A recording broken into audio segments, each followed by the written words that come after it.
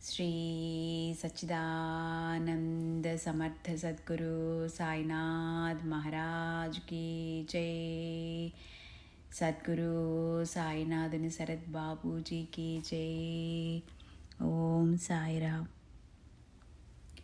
సాయి భక్తి సాధనా రహస్యంలో సాయి భక్తి సాంప్రదాయంలో షిరిడి ఆరతులు। షిరిడి సందర్శించి అక్కడ శ్రీ సాయిబాబా సమాధి మందిరంలో నిత్యం జరిగే 4 ఆరతులలో పాల్గొన్న సాయి భక్తులకు ఆ తర్వాత ఎక్కడ ఆరతులు వింటున్నా పాడుతున్నా మానసికంగా షిరిడీలో ఉన్న అనుభూతి కలగడం సామాన్య అనుభవం। షిరిడీ యాత్ర చేయని సాయి భక్తులకు కూడా ఆ ఆరతుల బాణీలు వింటుంటే వారి హృదయాలలో అవి ఒక చిత్రమైన అనుభూతిని కలిగిస్తాయి। అద్భుతమైన శ్రీ సాయి మహత్య ప్రభావం వలన బాబా మహా సమాధి చెందిన అచిరకాలంలోనే దేశంలో అసంఖ్యాకంగా సాయి మందిరాలు వెలిశాయి। వాటిలోని చాలా సాయి మందిరాలలో భక్తులు షిరిడీలో మాదిరి నిత్యం 4 ఆరతులు జరుపుకుంటున్నారు। ఎందరో సాయి భక్తులకు షిరిడి ఆరతులు వేద మంత్రాలు లాంటివి। షిరిడి ఆరతులు జరగని సాయి మందిరాలు అసలు సాయి మందిరాలే కావని మరికొందరి విశ్వాసం। ఏది ఏమైనా షిరిడి ఆరతులు ఈనాడు సాయి భక్తి సాంప్రదాయంలో ఒక భాగమైనాయి। సాయి సాంప్రదాయంలో ఇంత ప్రాముఖ్యాన్ని సంతరించుకున్న ఈ షిరిడి ఆరతులు షిరిడీలో ఎలా ప్రారంభమైనాయి, వాటి రచయితలెవరు, ఆ ఆరతుల స్థూల స్వరూపం ఏంటి, అవి వెదజల్లే భావ సౌరభాల స్వరూప స్వభావాలేమిటి మొదలైన విషయాలు తెలుసుకోవడం సాయి భక్తులకు సహజం।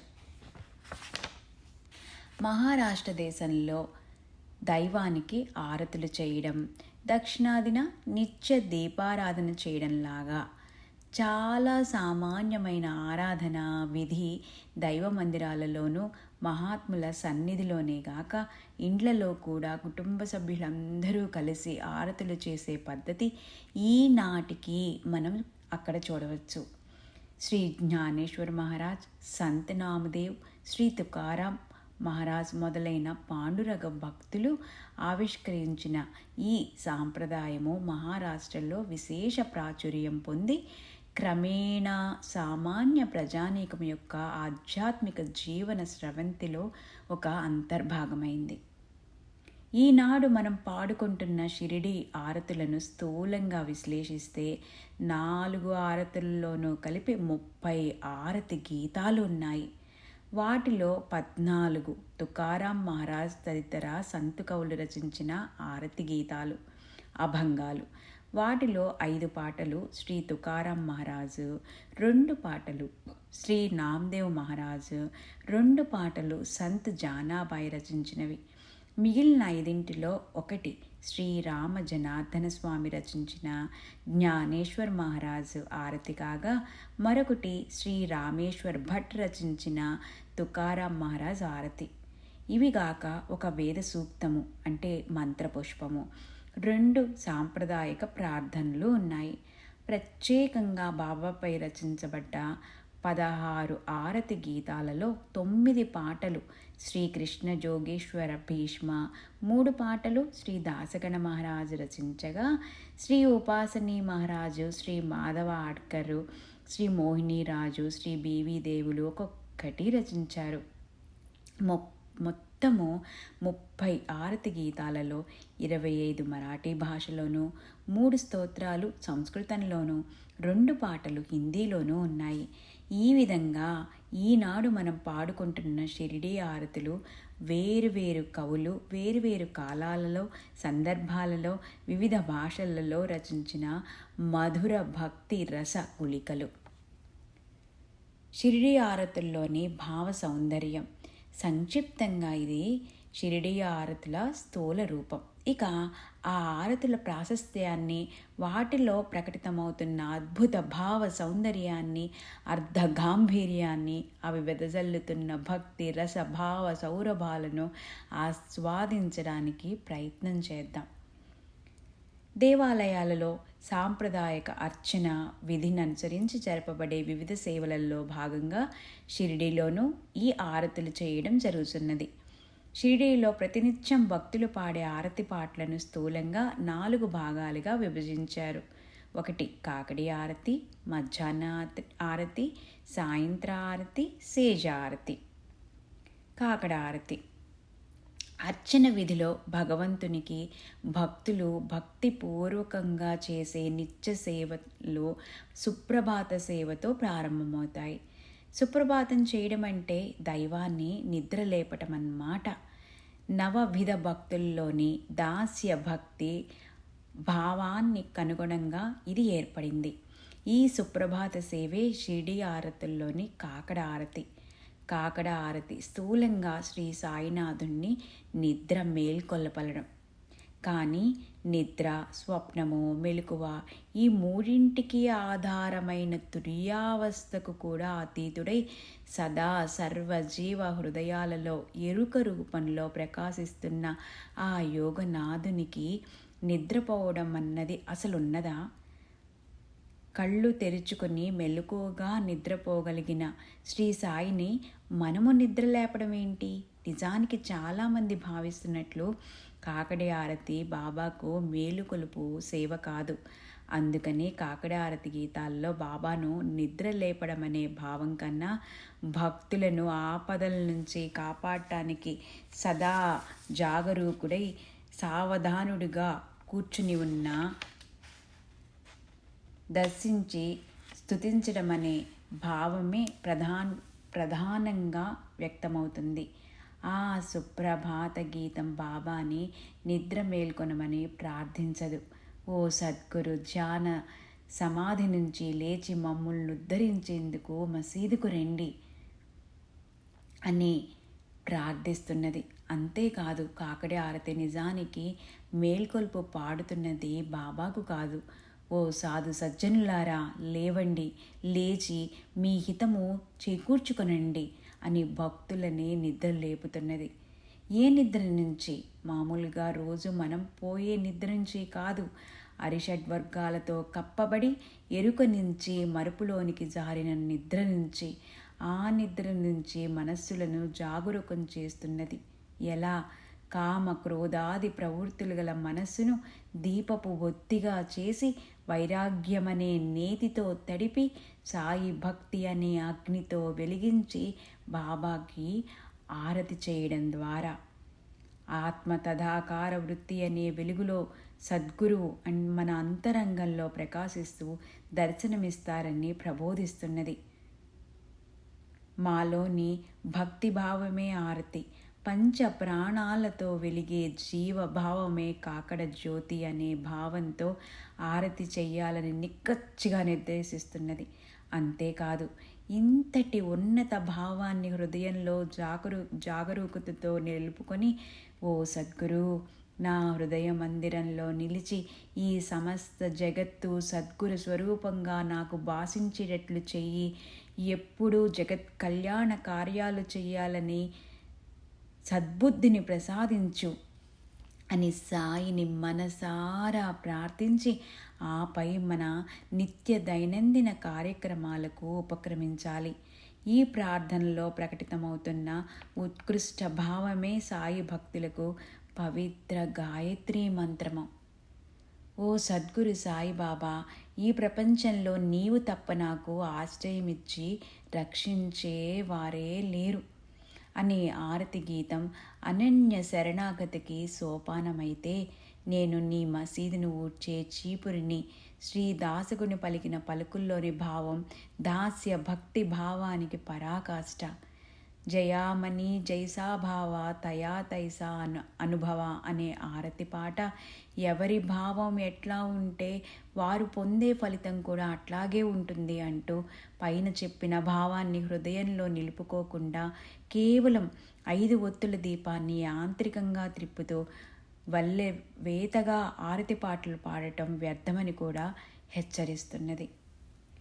మధ్యాహ్న సాయంత్ర ఆరతులు స్థిరమైన మనస్సుతో గంభీరమైన శ్రీ సాయి తత్వం పైన ధ్యానం చేద్దాం.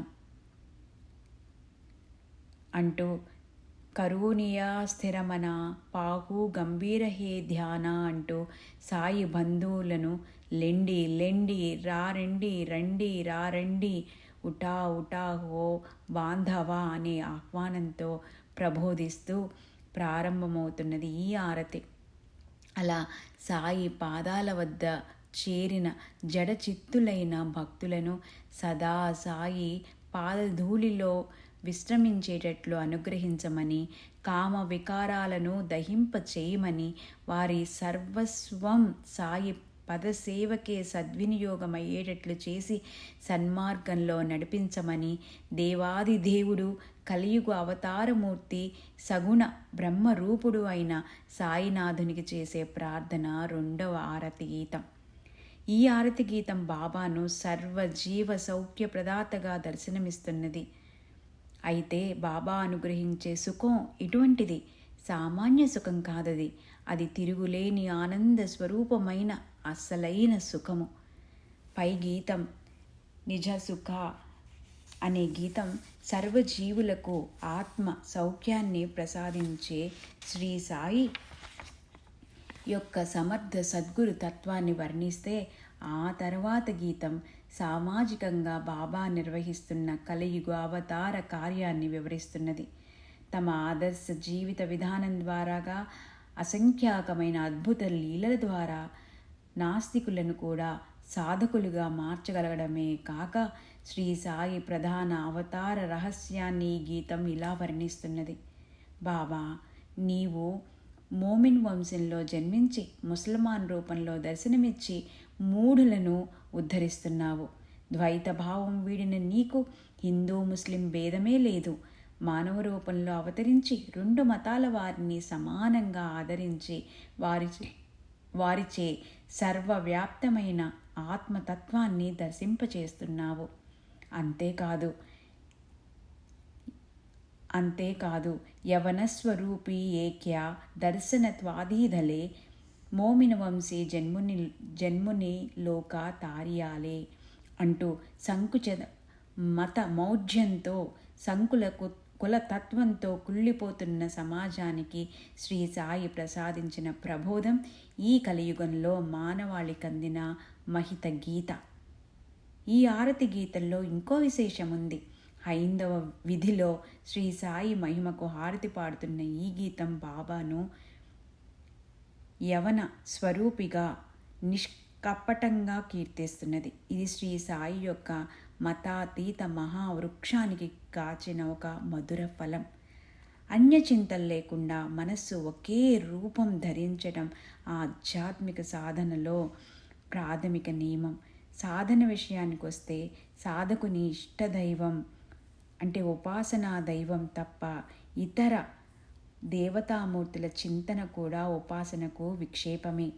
సాధకునిలో తన ఉపాసనా దైవం పట్ల ఎంతగా అనన్య ప్రేమ, భక్తి, శరణాగతి కలుగుతుందో అంతగా అతడు ఆధ్యాత్మికంగా పురోభివృద్ధి సాధించగలడు. శ్రీ సాయిని ఉపాసనా దైవంగా ఎంచుకున్న సాయి భక్తులకు శ్రీ సాయియే సకల దేవతా స్వరూపుడు, సకల సాధు స్వరూపుడు, సకల ధర్మ స్వరూపుడు. వారికి శ్రీ సాయియే పరమ దైవతము. ఈ ఇష్ట్యా ఉపాసనా తత్పరులైన సాయి భక్తులకు అన్య దేవతారాధన నిషిద్ధమే. అయితే 3,000,000 దేవతలకు 3 కోట్ల దండాలు పెడుతూ బాబాను కూడా ఆ 3,000,000 దేవుళ్ళలో ఒకడుగా భావించే భక్తులకు ఈ సూత్రం వర్తించదు. ఈ కారణంగా ఆధ్యాత్మిక సాధన, సిద్ధి, గమ్యం మొదలైన వాటి పట్ల ఆసక్తి, దీక్ష గల సాయి భక్తులకు మాత్రం అది ఎప్పటికైనా అనులంఘనీయం.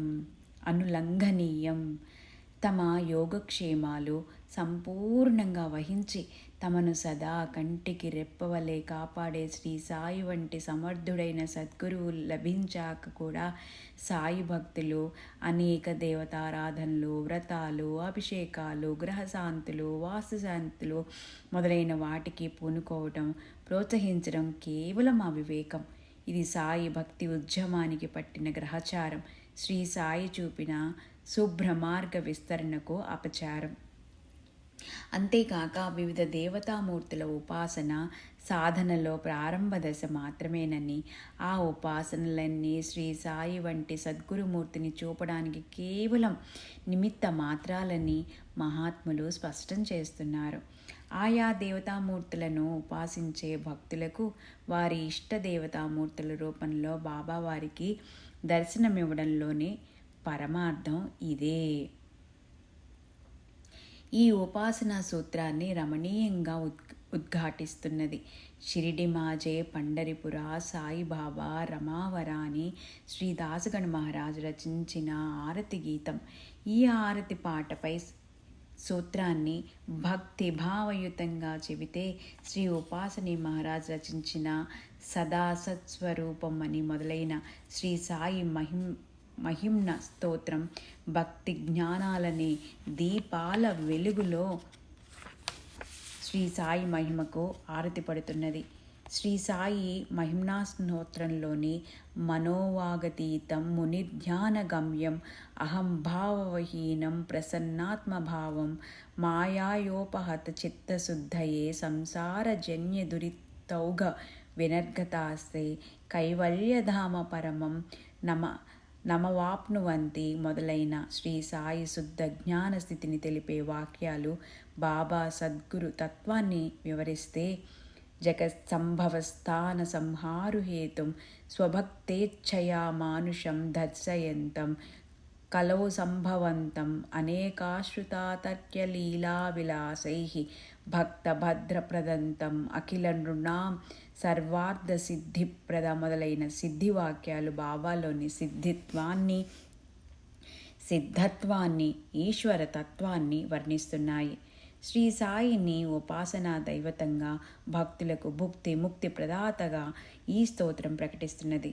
బాబాలోని ఈ జ్ఞాన సిద్ధత్వాన్ని అమోఘంగా వర్ణిస్తున్న ఈ స్తోత్రం యొక్క మకుటం నమామీశ్వరం సద్గురం సాయినాథం అన్నది సాయి తత్వాన్ని వివరించే అన్ని స్తోత్రాలకు ఆరతులకు మకుటాయమానం.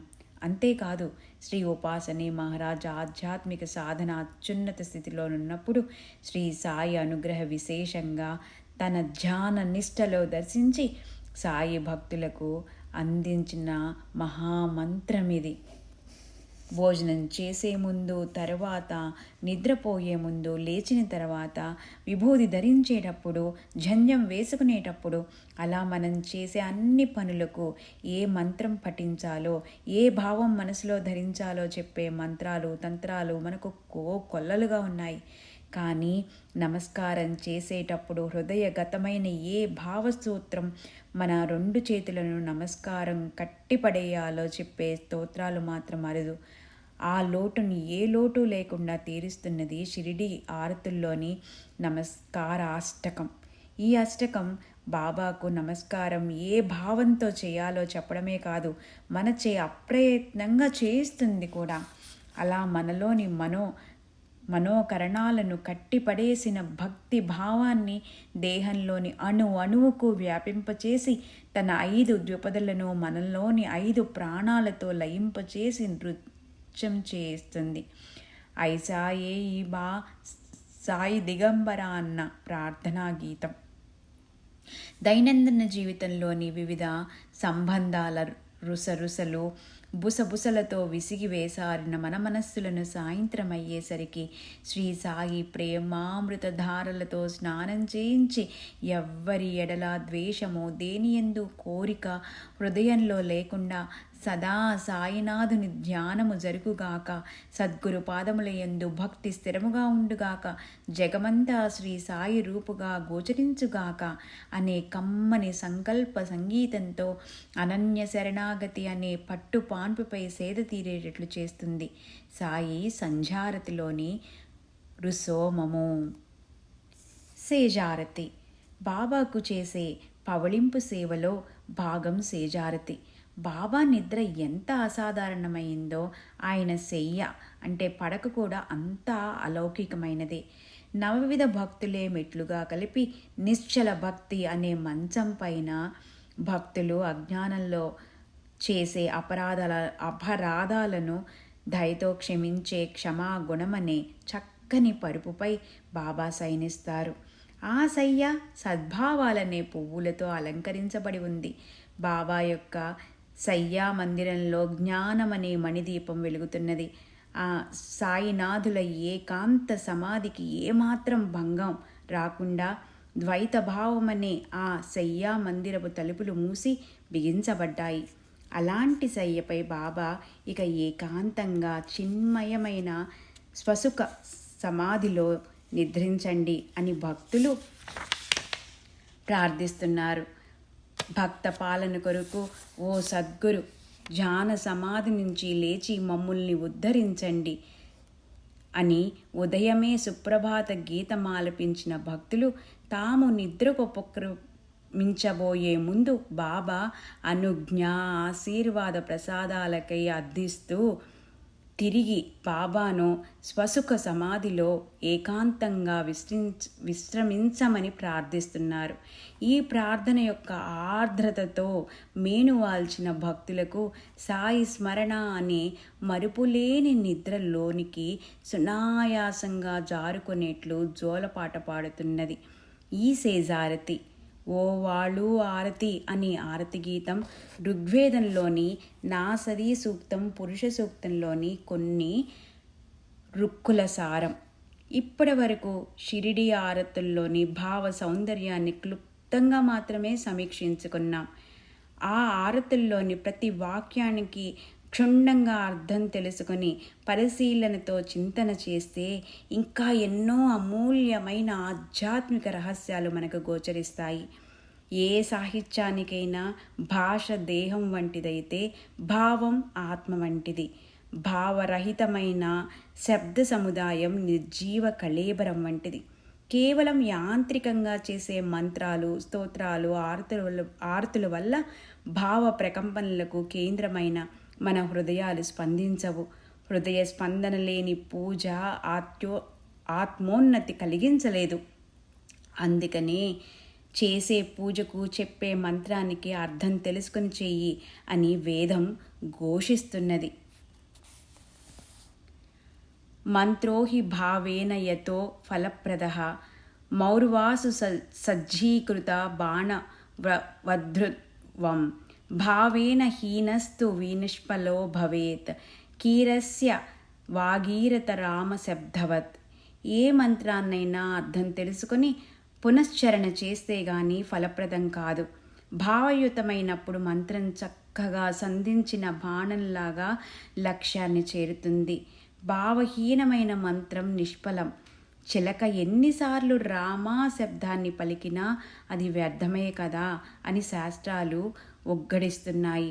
మంత్రజపమైన భావహీనంగా చేస్తే ఫలితం సున్నా అని ఆగమాలు నిర్దేశిస్తుండగా ఇక ఆరతులు వంటి ప్రార్థనా గీతాల విషయం చెప్పాలా అనేవాడికి, వినేవాడికి అర్థం తెలియని శబ్దాడంబరం కేవలం చిలక పలుకుల కంఠశోష. యోగివేమన మాటల్లో చెప్పాలంటే అవి ఒట్టి వెర్రి కూతలు. హృదయగతమైనప్పుడే ఏ ప్రార్థనైనా ఫలిస్తుంది. మనం వల్లించే మంత్రాలకు, శ్లోకాలకు, స్తోత్రాలకు, ఆరతి గీతాలకు సరైన అర్థం తెలిసినప్పుడే అవి మన హృదయాలలో ఆర్ద్రతను కలిగించగలవు. ఆర్ద్రత లేకుంటే అది ప్రార్థనే కాదు. భాషా ప్రాధాన్యతను తగ్గించి భావ ప్రాధాన్యతను పెంపొందించు కొనమని గౌతమ బుద్ధుని మొదలుగు శ్రీ సాయిబాబా వరకు అవతరించిన మహాత్ములందరూ ఎలా ఉద్బోధించారో కూలంకుషంగా తెలిపే శ్రీ బాబూజీ రచించిన దైవాన్ని దేవభాషలోనే ప్రార్థించాలా అన్న వ్యాసము మనం అందరము చూడగలరని చెబుతున్నారు. సాయి ఊసే, సాయి ఝాసే లేదిక వేరే బాట. నీ ఆలోచనలకు, లక్ష్యాలకు నన్నే ముఖ్య కేంద్రంగా చేసుకో. పరమార్థం లభిస్తుంది.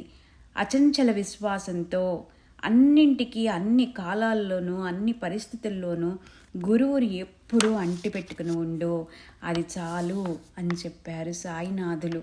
అంతేకాకుండా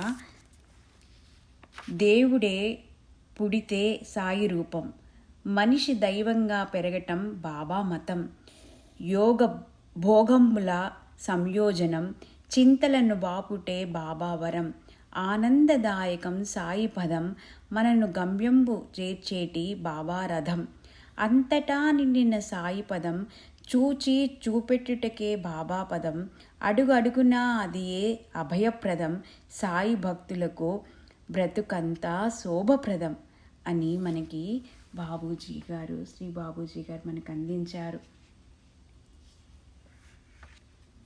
శ్రీ సచ్చిదానంద సమర్థ సద్గురు సాయినాథ్ మహారాజ్ కీ జై. శ్రీ సద్గురు సాయినాథుని శరత్ బాబూజీకి జై. ఓం సాయిరామ్.